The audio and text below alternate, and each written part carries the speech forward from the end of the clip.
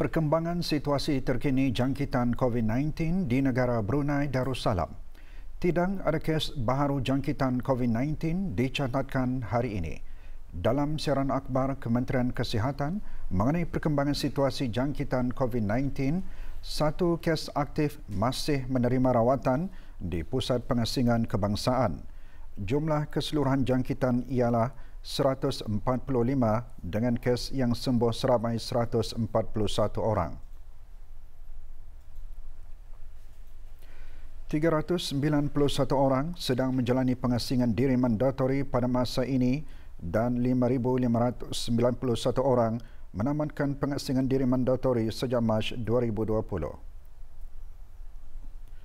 Sementara itu, 324 sampel ujian virus SARS-CoV-2 telah dilaksanakan menjadikan jumlah keseluruhan ujian makmal yang dijalankan sejak Januari 2020 sebanyak 55,087 ujian. Bagi maklumat lanjut dan perkembangan terkini, layari laman sesawang Kementerian Kesihatan dan talian seperti yang tertera.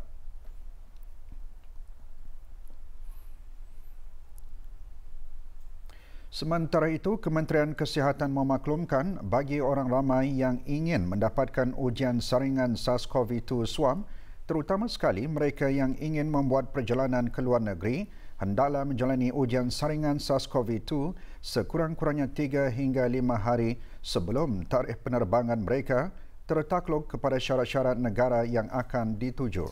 Hasil ujian berkenaan akan mengambil masa dan orang ramai hendaklah bersabar untuk mendapatkan keputusan mereka.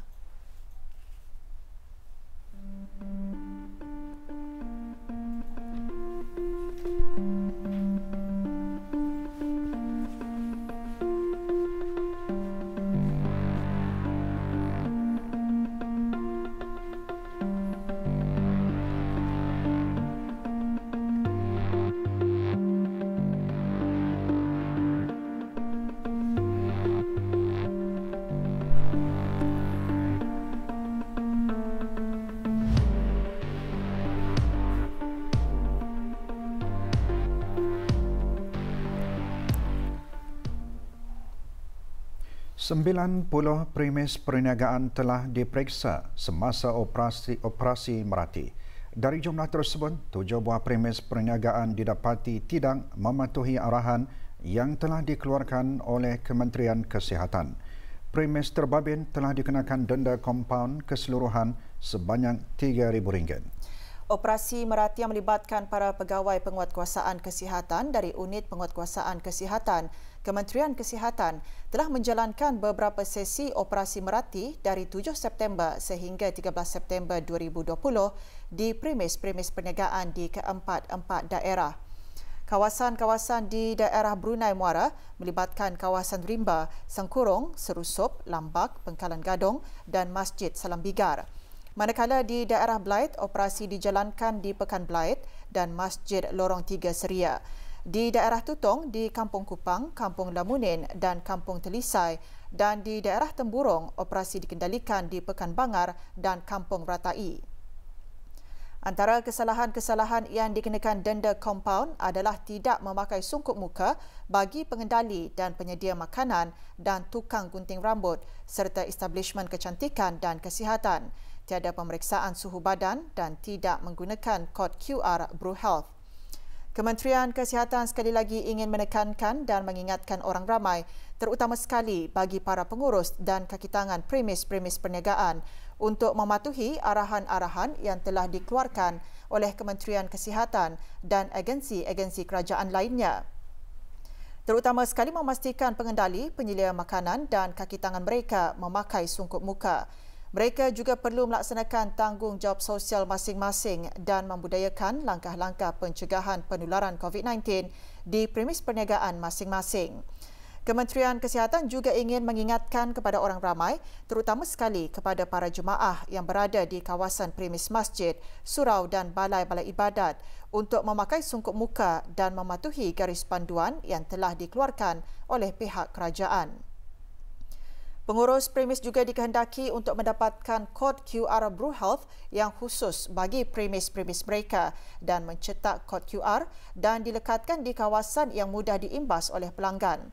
Pengurus premis juga diingatkan untuk menggunakan aplikasi Premis Scan bagi memudahkan pelanggan-pelanggan yang tidak menggunakan aplikasi BruHealth di telefon bimbit mereka.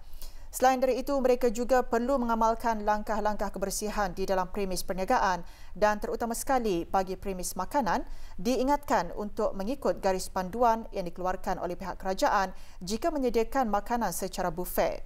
Orang ramai boleh melayari laman web Kementerian Kesihatan di www.moh.gov.bn atau mengunjungi laman sosial di Facebook dan Instagram untuk mendapatkan maklumat terkini. Sebarang aduan atau laporan mengenai premis-premis perniagaan yang tidak mengikuti arahan yang dikeluarkan, orang ramai boleh membuat aduan dengan menghantar email kepada health.enforcement@moh.gov.bn atau hubungi talian Darussalam 123. Dakwah sebagai mekanisme penyebaran Islam berperanan menyampaikan Islam daripada satu generasi kepada satu generasi hingga ke akhir zaman. Walau bagaimanapun, dakwah perlu dilakukan dengan cara yang menepati kriterianya. Dakwah diperintahkan oleh Allah Subhanahu Wa Taala agar dilaksanakan dengan hikmah dan pengajaran-pengajaran yang baik. Perkara tersebut antara yang disentuh oleh pemangku timbalan Rais Kolej Universiti Perguruan Agama Seri Begawan Kupu SB semasa merasmikan program perkhemahan Ukhuwah Islamiah pagi tadi. Dr. Haji Abang Hazmin bin Abang Haji Taha berkata, seorang pendakwah bukan sahaja memahami Islam yang hendak disampaikan tetapi juga orang yang hendak menerima dakwah Islam tersebut. Menurut Dr. Haji Abang Hazmin, dalam konteks dakwah, tumpuan mestilah diberi pada aplikasi atau dalam erti kata yang lain, memanfaatkan kajian-kajian psikologi sedia ada untuk mencerakin dan menonjolkan intipati sedia ada di dalam warisan pemikiran Islam. Program yang diadakan selama 2 hari dianjurkan sejak tahun 2011 dengan berkonsepkan 3S iaitu syiar, salam dan silaturahim. Ia adalah bagi menanai tanggungjawab sebagai individu Muslim untuk mengeratkan ukhuwah Islamiah bersama penduduk kampung. Rundaan pencegahan jenayah keanggotaan Balai Polis Temburong di Kampung Buda-Buda berjaya merampas lebih 150 botol minuman keras. Butirannya menyusul selepas ini, teruskan bersama Berita Perdana.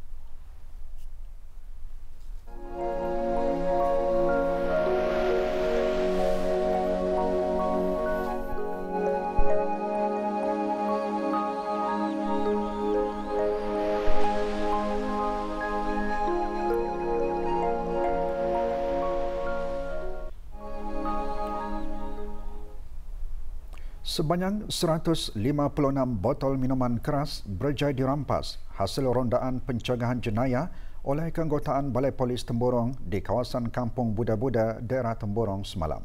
Kegiatan penyeludupan minuman keras itu melibatkan 3 orang individu.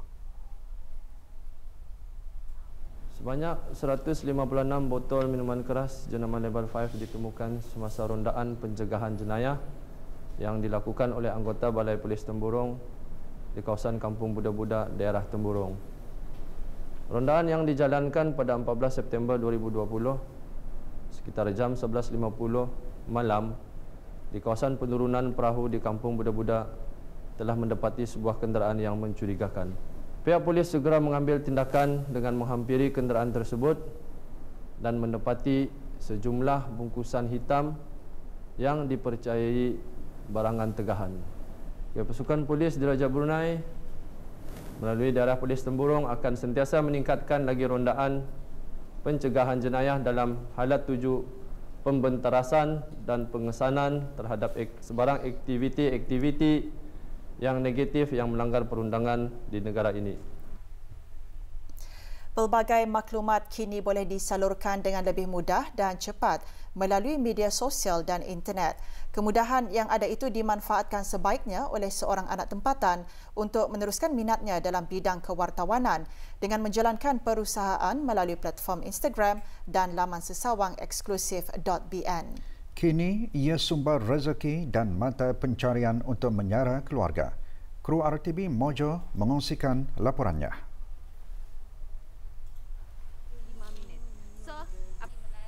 Pengalaman bertugas sebagai pengamal media di salah sebuah syarikat media swasta tempatan memberikan kelebihan kepada Dayang Nur Mazlina binti Muhammad Dili untuk mengembangkan minatnya dalam bidang kewartawanan.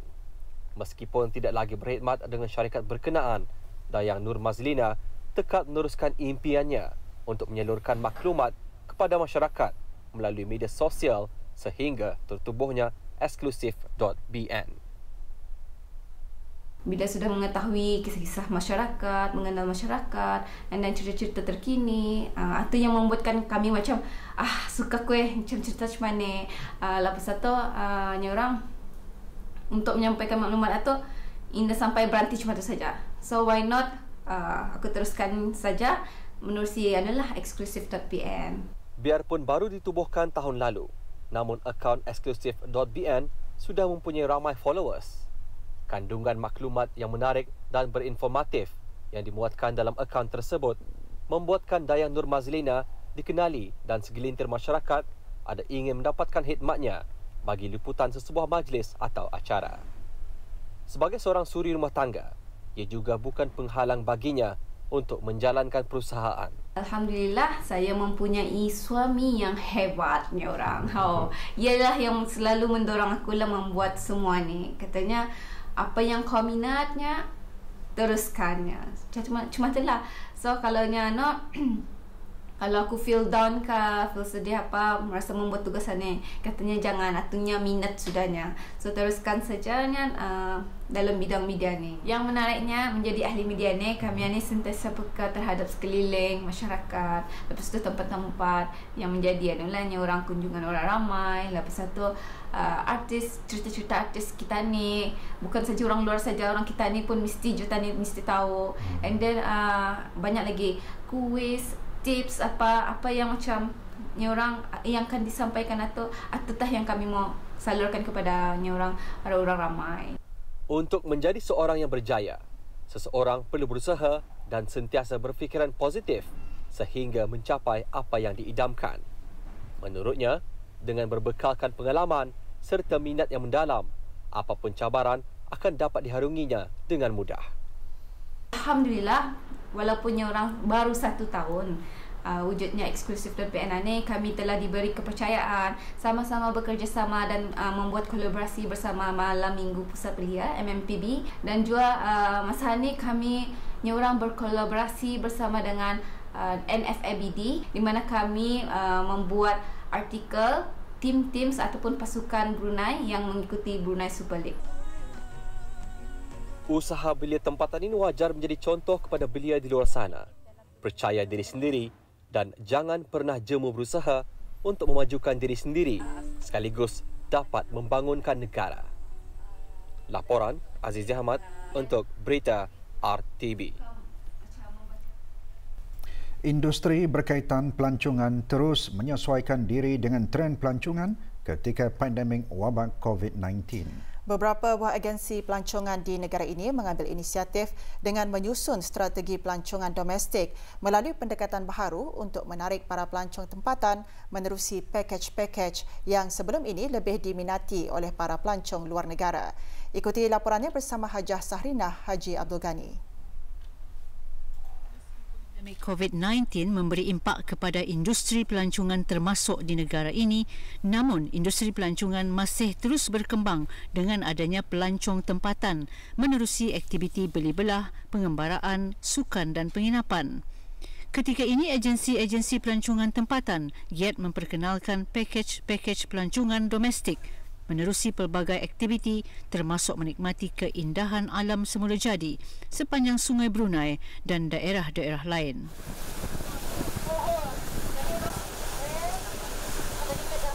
Agensi pelancongan tempatan juga menerima tempahan pakej-pakej menggunakan bot-bot persiaran untuk menyusuri Sungai Brunei termasuk lawatan ke kampung air. Bagi para pelancong tempatan yang mengikuti pakej-pakej berkenaan, mereka akan menikmati pemandangan menarik, tumbuh-tumbuhan hutan bakau, sambil melintasi beberapa lokasi bersejarah dan mercu tanda sekitar ibu negara. Macam Titanic batu turun bakal keluar.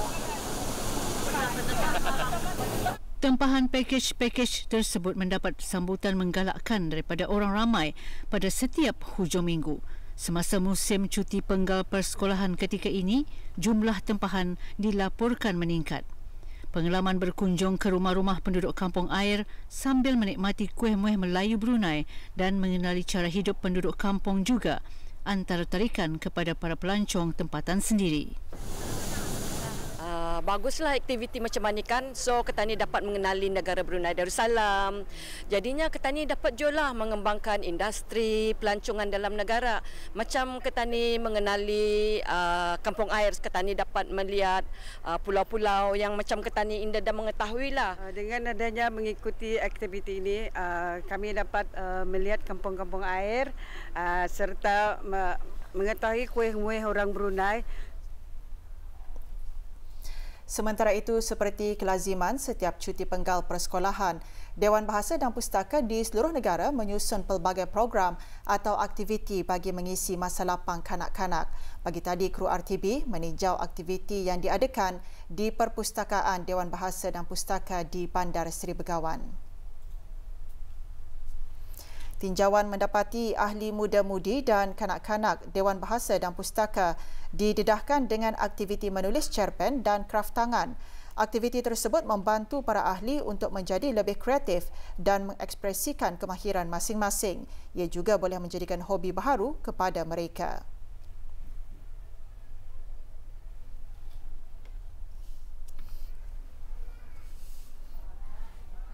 Berikutan situasi pandemik COVID-19 yang turut melanda negara ini, langkah berjaga-jaga seperti memeriksa suhu badan tetap dilaksanakan oleh pihak Dewan Bahasa dan Pustaka dan sambutan aktiviti-aktiviti yang diadakan adalah menggalakkan.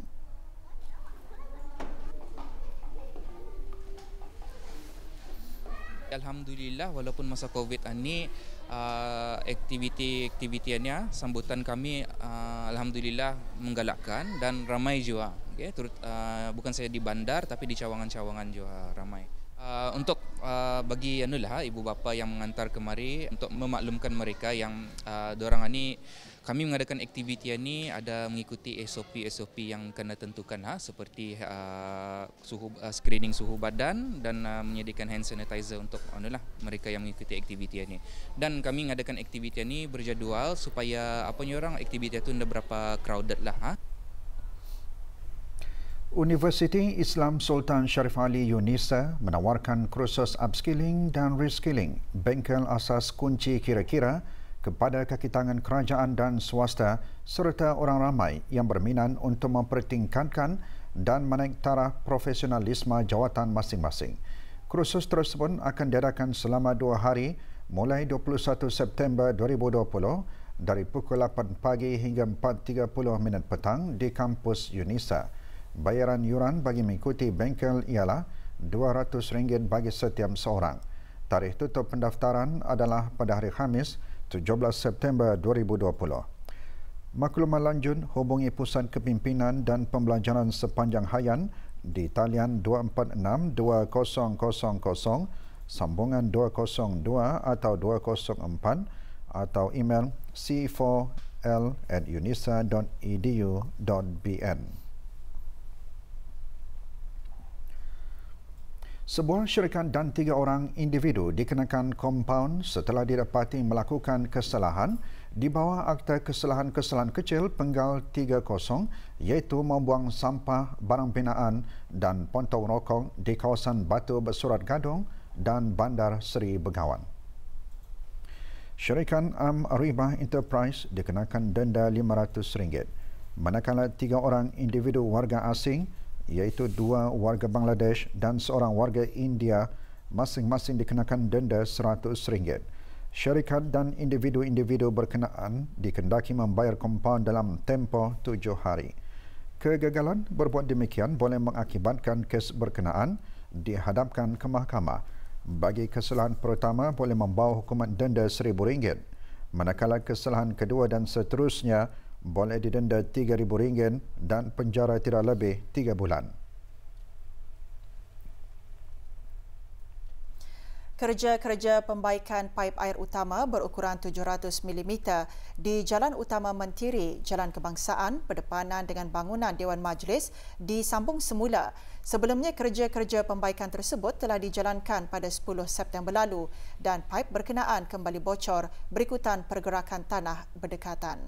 Sehubungan itu, Jabatan Kerja Raya JKR Kementerian Pembangunan dalam siaran akhbarnya menyatakan kerja kecemasan pembaikan paip serta kerja penstabilan tanah diteruskan bermula petang kemarin dan akan mengambil masa beberapa hari sehingga kerja-kerja selesai.